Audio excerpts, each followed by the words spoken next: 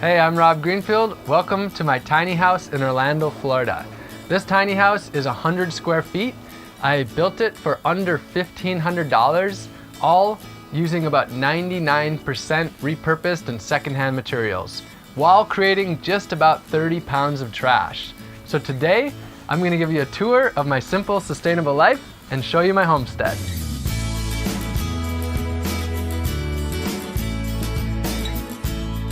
So as you can see, 100 square feet is pretty small. It's just 10 by 10.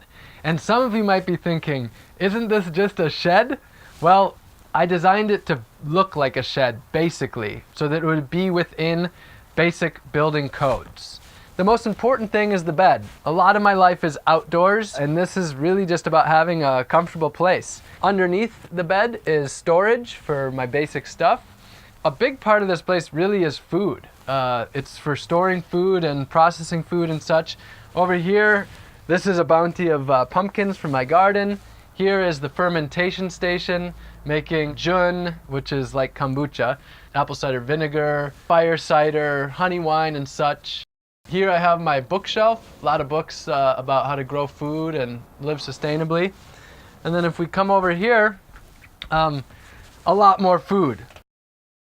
My project that I'm focusing on right now is 1 year of growing and foraging 100% of my food.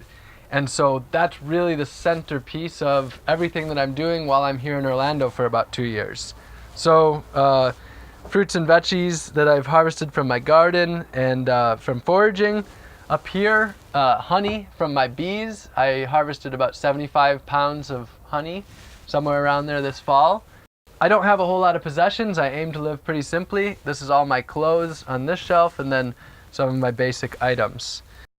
So the desk I built out of leftover materials from the build and pallet wood. 99% of this house is built with secondhand materials and repurposed materials. The floors, for example, were from a house that flooded, and this was stuff they were getting rid of, throwing away. The bed is leftover wood and also flooring. The burlap that I'm using for the walls is from a leftover craft project. One thing I should mention is the house isn't 100% done, so a bit of a work in process still, but good enough to be able to show you the place. Really important thing is my deep chest freezer. This year I'm growing and foraging 100% of my food, so this is a really important thing for being able to store a lot of food. And that brings me to electricity. My original plan here was to live off the grid like I did in my first tiny house in San Diego. But with this project, I found that it just wasn't quite the right match to be completely off the grid. And I'm only using about $100 worth of electricity per year. So since I'm here just for 2 years, it didn't necessarily add up to put a large solar system here when I'm using such a tiny amount of electricity. So what I have is just an extension cord that's running from here on the property. So that's pretty much the inside of the house. It's quite simple. There's not a lot to say about it because most of my time is spent outdoors, in the garden, in my community. And so let's move on to the outside. I really like having an outdoor kitchen because I enjoy being outside. And also when I spill things on the ground, they just soak right in, which means a lot less cleanup.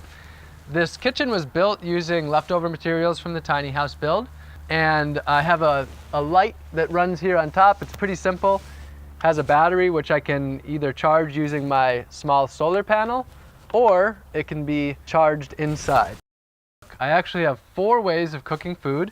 The first is a not sustainable form, and the other 3 are renewable energy forms. So the first one is just using a basic propane camp stove. I'm working to move away from that completely so that I'm using all alternative energy. The main replacement for that is a home biogas stove. So this actually converts food waste into methane, which can then be used to cook with, and I'll show you that. Secondly is a solar oven, which just uses the sun, which we have plenty of, to cook. And then third over here is my fire pit. So if I'm cooking like large quantities, I have a 5-gallon pot that can go right on top of here. So this is the biogas. It works like a human stomach in many senses. So one thing that happens when we eat, one of the byproducts is gas, of course. So how can you trap that gas and actually use it for something good? How it works is you simply put food waste into it. I get a lot of food waste from a local restaurant. Simply put the food waste into here. It goes into the stomach. There's bacteria in there, and the byproduct of their digestion is gas. So this up here is a bladder that holds the gas. It's pressurized to push it down. And then just out the back, there is a pipe that goes over to the kitchen and delivers the gas to the stove. Another great byproduct of this system is a bucket full of fertilizer, really nutritious for the plants. So here's the sink. It's extremely simple. This is a 55-gallon barrel in the back, and that holds rainwater. And then it's just gravity fed. I use a biodegradable, gray water safe soap so that this water doesn't have to go to a sewage treatment plant. Instead, what happens is it goes just down the drain, and then there's a tube that just goes out the back, and then back there I have bananas, which are really water-loving plants. So this water, all the water that goes through the sink, doesn't go off-site to a waste treatment plant. Instead, it actually grows food on-site. Also back there, I have my compost bin. The reason I really like my compost bin right there is I can actually toss food in standing right here. So it's really easy to access.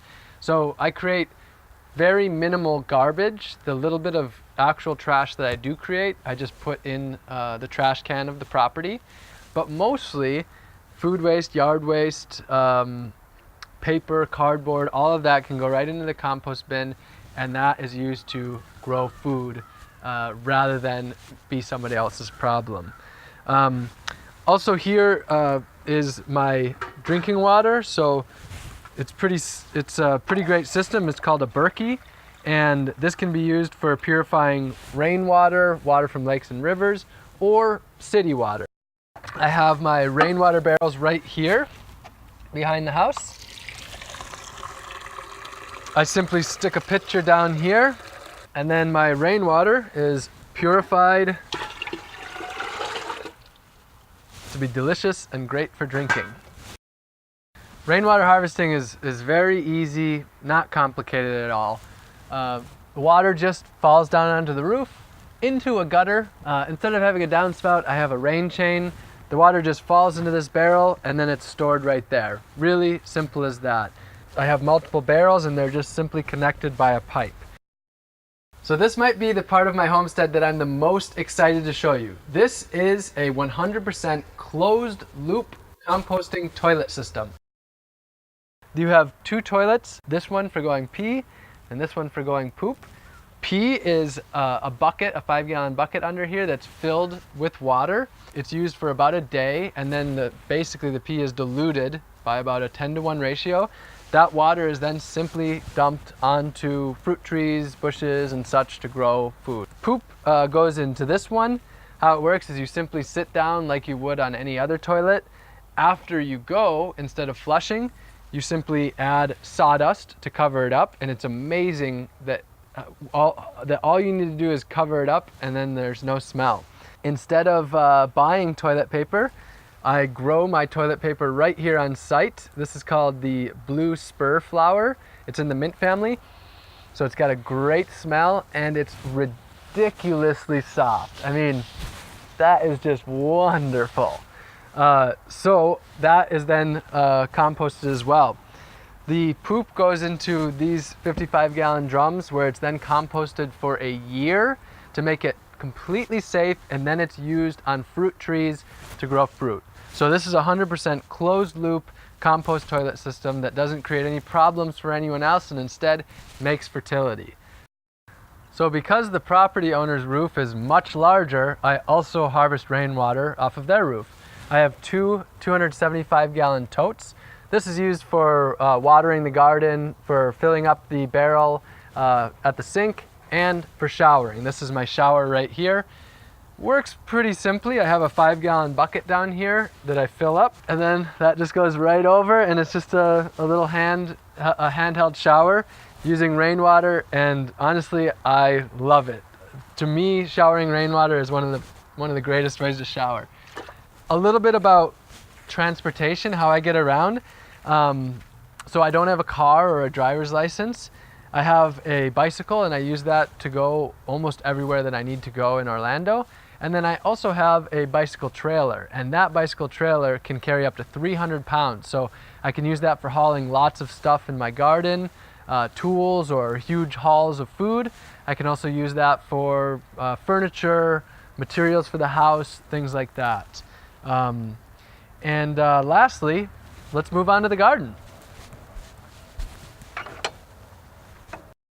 So one of the most frequent questions that I'm asked is, do I own the land? How did I find the land? Do I pay rent? What I've done is a work exchange. So I met someone who's always wanted to live sustainably, who's wanted a homestead for 25 years. And in exchange for me setting up my tiny house on her property for these couple of years, I'm helping her do that. And then everything that I create will be hers for the years to come. So I'm helping her grow her own food. I've turned the whole front yard into a garden.